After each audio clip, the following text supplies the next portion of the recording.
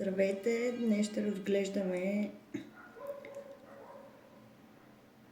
един блокаж, който се появи тук на масата, на едно състояние на умствен шум, тревожност и пренавиване. И сега ще попитам какво е това, което генерира този страх. Коя е илюзията или старата история в ума ти, която захранва тези циклични мисли? Коя е илюзията или старата история в ума ти, която захранва тези циклични тревожни мисли?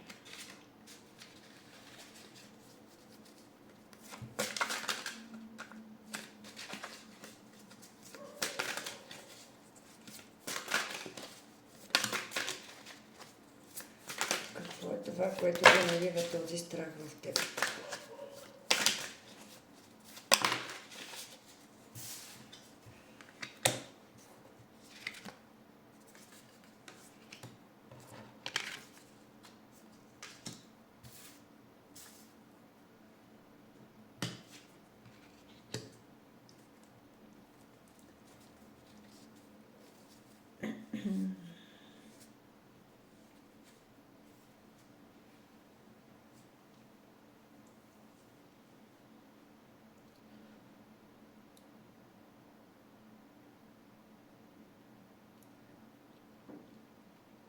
Картите показват, че сте преминали през доста препятствия и трудности до този момент.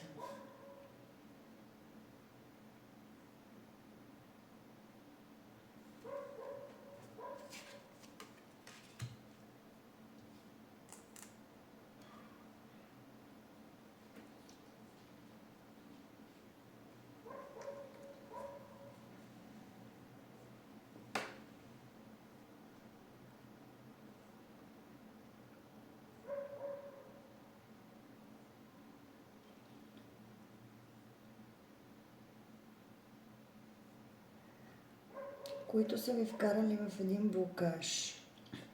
Именно на тези циклични мисли, именно на това, че не може да пуснете миналото и все още стоите в някаква зависимост.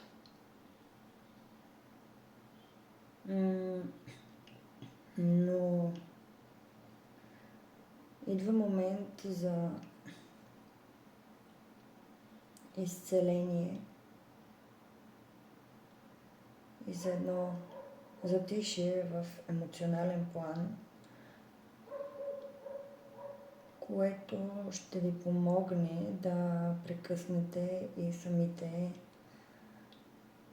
ментални блокажи, които ви въртят.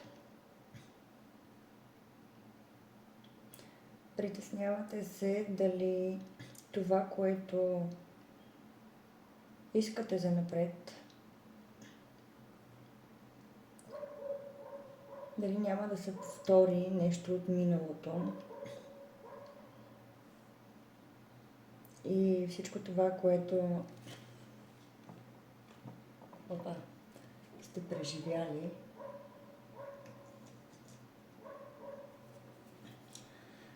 седи в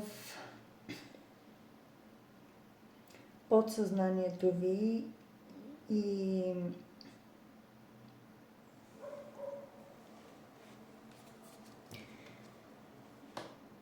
ви кара да въртите разни сценарии, с които да се опитате да избегнете това, от което всъщност се страхувате.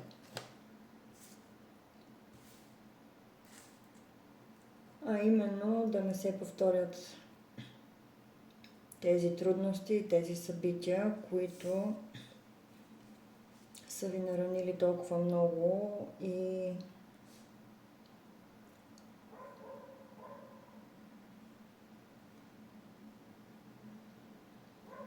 които всъщност ви спират да действате с една лекота напред.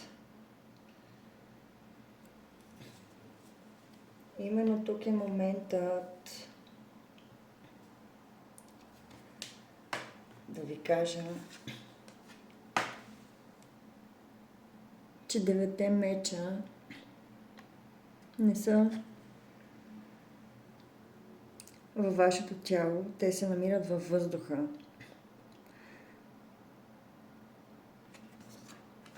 Нужно е да се заземите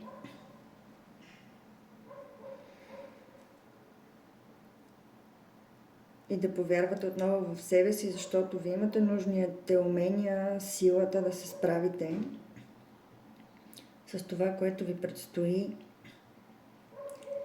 и да излезете от този порочен кръг, от всички тези сценарии на миналото, от всичко това, което сте преживяли. Да вземете поуката, да вземете урока и да продължите напред с една лекота.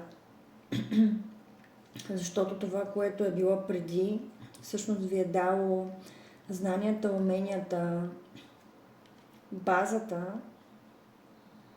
за това да знаете за в бъдеще как да действате. Но страхът да не се повторят тези събития създава във вас едно напрежение и един контрол и ви върти в тези сценарии, постоянно да преповтаряте в ума си, да планувате различни варианти на това как може да се случат нещата. И съответно умът ви разиграва сценария на база на миналия опит и се опитва да ви предпази от същата болка. И това не ви дава свободата да направите крачките и действията,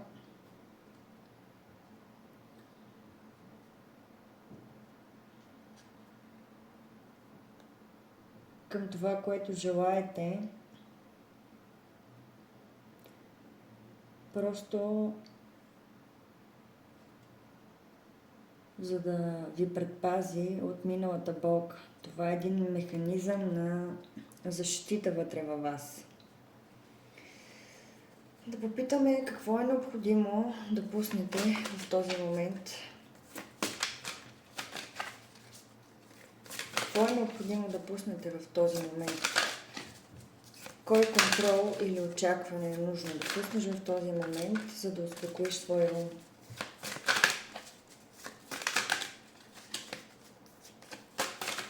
Какво е необходимо да пуснеш, за да успокоиш своя ум?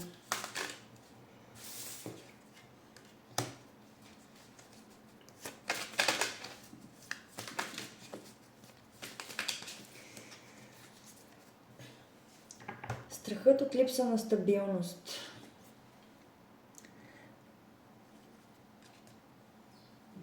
Не сте се чувствали стабилни в миналото си, имало е периоди, в които нещата не са се развивали така добре, в които сте изгубили почва под краката си и дадени ситуации, които са се случили, които са ви накарали да се почувствате нестабилни. Но истината е, че вие всъщност носите тази стабилност вътре в себе си и от вас зависи да влезете в тази стабилност и да я материализирате в ежедневието си с малки ежедневни действия. Тук това, което е необходимо да бъде пуснато, е именно това страхът да не се повтори отново тази ситуация, отново да не влезете в такъв момент, в който сте минали вече, в който сте били разклатени, в който нещата не са се получавали по план. И отново да изградите тази стабилност в себе си. По-скоро не да я изградите в себе си, защото вие си я носите изначално, а да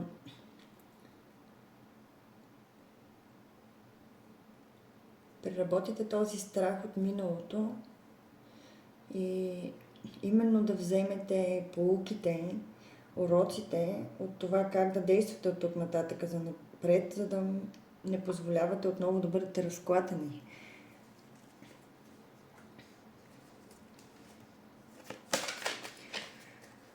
Тоест, вашата енергия в момента отива в опити да пренапишете бъдещето, но ползвайки негативния опит от миналото. Опитвайки се да се предпазите от това да не се случи отново, което, пак казвам, ви спира от вашето действие. Но вие носите тази стабилност в себе си и нужно е тук да разберете, че този опит е дошъл във вашия живот именно за това, за да видите колко стабилни всъщност сте вие, с колко много неща сте се справили.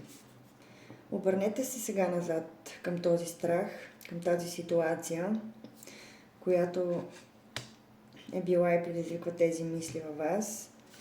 И вижте всъщност вие какви качества сте положили, за да се справите с нея и че вие сте излезнали от тази ситуация, вие сте успяли да се справите.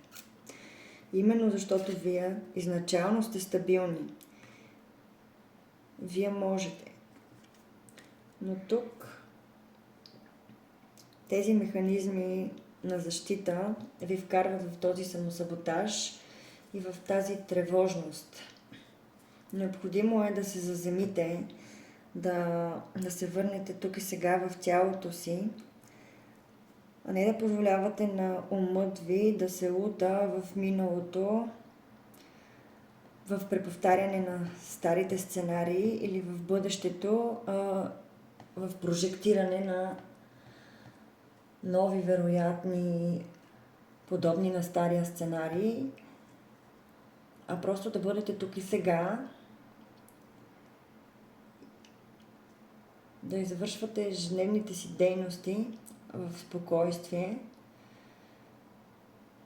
съсредоточавайки умът си точно в конкретното нещо, в което правите в момента. И с малки крачки отново да се почувствате в своята сила и в своята стабилност.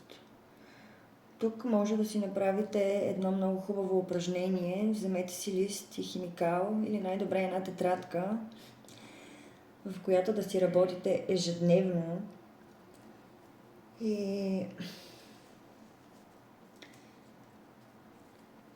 запишете тази история, която ви тревожи толкова много и която ви е изкарала от стабилността.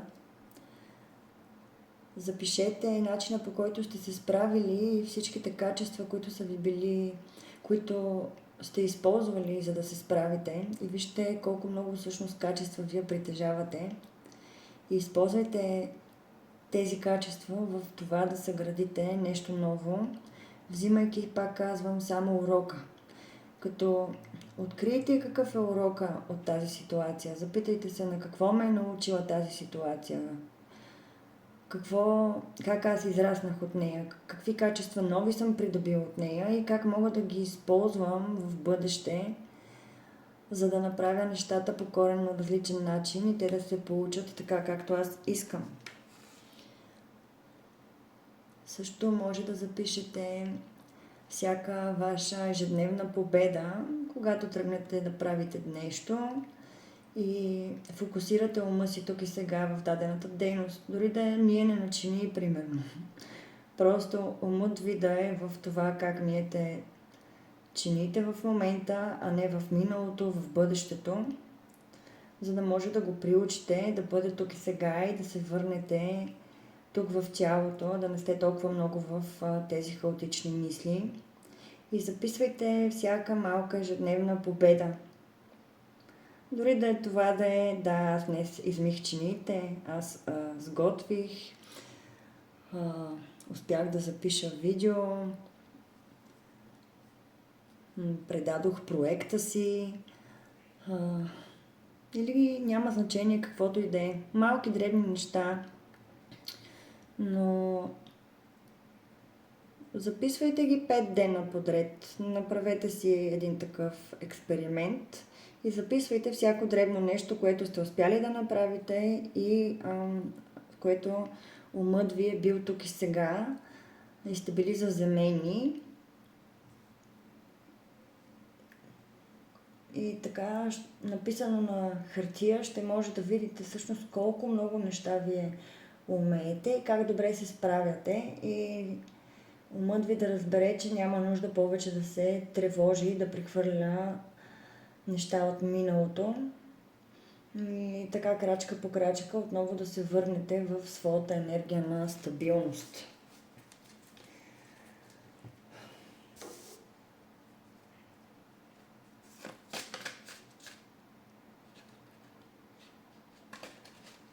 Добре, да видим какъв е всъщност вашия скрит ресурс. Какво не виждаш? Коя твоя вътрешна сила или реален факт, може би в ежедневието ти игнорираш в момента поради твоите затворени очи? Какво не виждаш? Какво пропускаш? Какъв е твоя скрит ресурс?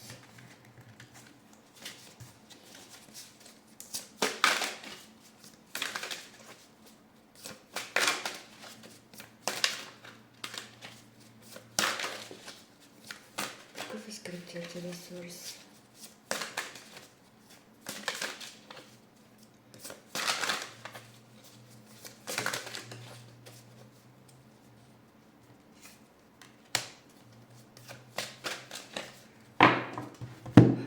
Какъв е скритият ти ресурс?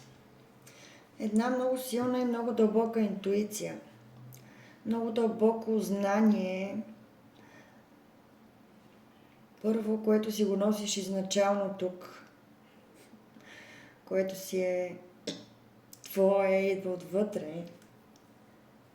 И второ, мъдрост, която си придобил именно от дадените ситуации в миналото, които не са се получили по начина, по който искаш, но когато направите упражнението, което ви дадох, ще видите всъщност урока и колко много качества сте придобили от тази ситуация и за какво всъщност е била тази ситуация в живота ви. И именно там е разковничето. Вземете урока, вземете поуката, вземете хубавото и качествата, които сте придобили от тази ситуация и продължете напред, пускайки болката и притесненията, че тази ситуация може да се повтори. Когато научим урока, няма защо тази ситуация да се повтаря отново в живота ви. Така че вземете урока и го въплатете в ежедневието си, правете действията си, заземете се и се доверявайте повече на вътрешното знание и интуицията си, защото вие можете, вие го носите вътре в себе си. Това, което пропускаш да видиш, е именно интуицията ти, а и ти не можеш да я различиш точно поради тези притеснения. Освобождавайки се от тези циклични мисли и този блокаж, ти ще можеш вече да си в яснота със себе си и съвсем чисто да знаеш кое е интуиция и кое е страх. Интуицията не те кара да се свиваш. Тя идва като едно ясно знание, с една лекота, просто като един факт, без да предизвиква някакви такива тревожни емоции. Докато когато си в контрола, цикличните стари мисли и преповтаряне на сценария, това предизвиква още въпроси в теб, още ровене, страх. как ще бъдат нещата, да не се повторят. Интуицията е чисто ясно знание. Довери се, защото ти носиш мъдростта в себе си.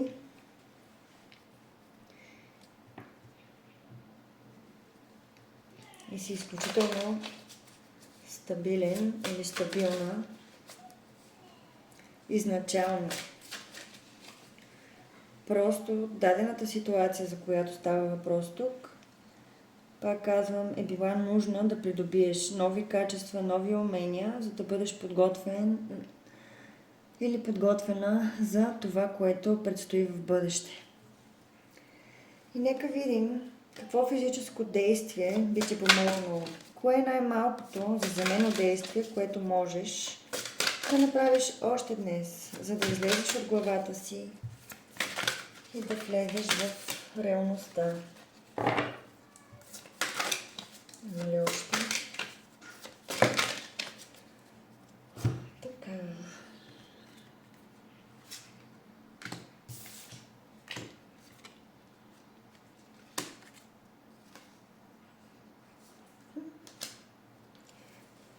Ами...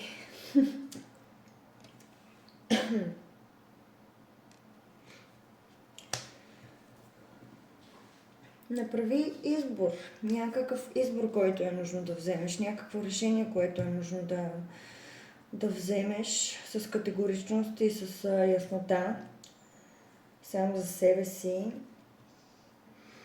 което решение ще те отведе в твоята истинска роля, именно императора ми се пада тук, на една стабилност, заземеност, решителност и на всички тия качества, които биха ти помогнали да постигнеш каквото пожелаеш в твоя живот, защото ти си ги носиш, ти изначално имаш тези качества.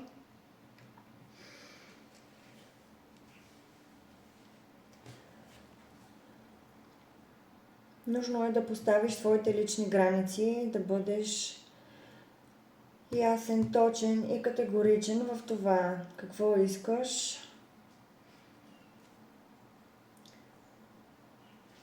какво може да допуснеш, какво не би допуснал и просто да изградиш твоята стратегия и твоите правила за това как да се случват нещата.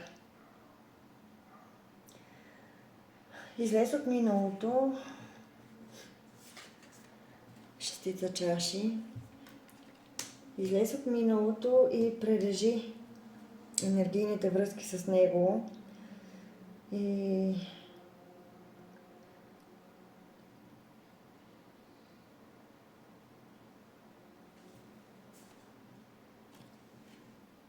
погледни напред, именно с една яснота, категоричност, ясно заявяване на себе си, ясно заявяване на това, което желаеш, ясно заявяване на това, което не е твоето, което не ти харесва, което няма да допуснеш, както пред себе си, така и пред околните.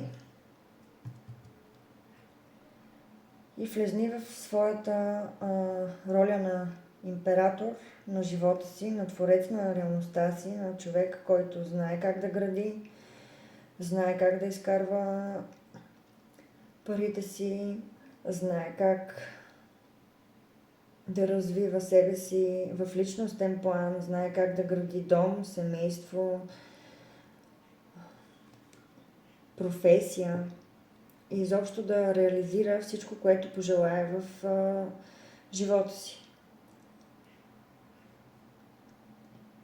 Тук се дават и някакви вътрешни конфликти и именно те са предизвикани от тези циклични мисли, този блокаж от миналото и от това, че интуицията ти казва друго, а логиката се опитва да те предпази, казвайки ти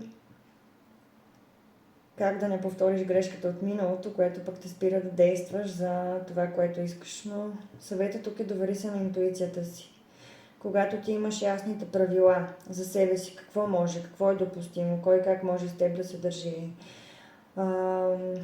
какво точно искаш да градиш в дадената ситуация, как точно искаш да стане, какво може да допуснеш като някакъв компромис в това, което имаш като цел и какво категорично няма да приемеш и тия правила ги заявиш най-вече пред себе си и ги отстояваш и пред другите, то тогава си влизаш в ролята на императора и след като вече си решил, няма какво да те спре. Този вътрешен конфликт ще бъде решен. Когато пуснеш това от миналото, тези мисли, тази зависимост, която тук излезе по-горе, и освободиш с една лекота, за теб идва една пълнота. Пълнота, любов към себе си, едно удовлетворение от себе си, защото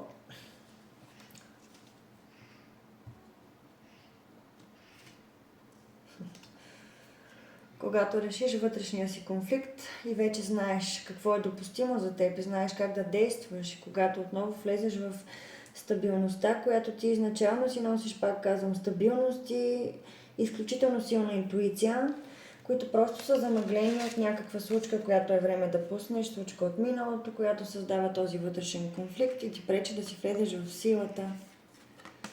В силата. Сила на стабилност, на знание, на мъдрост. На човек, който знае как да действа, който може да действа и който сътворява с лекота в живота си всичко, защото има знанието и пътя му е отворен, пътя му е осветен. Подкрепяни сте от вашите духовни водачи. По този път опитайте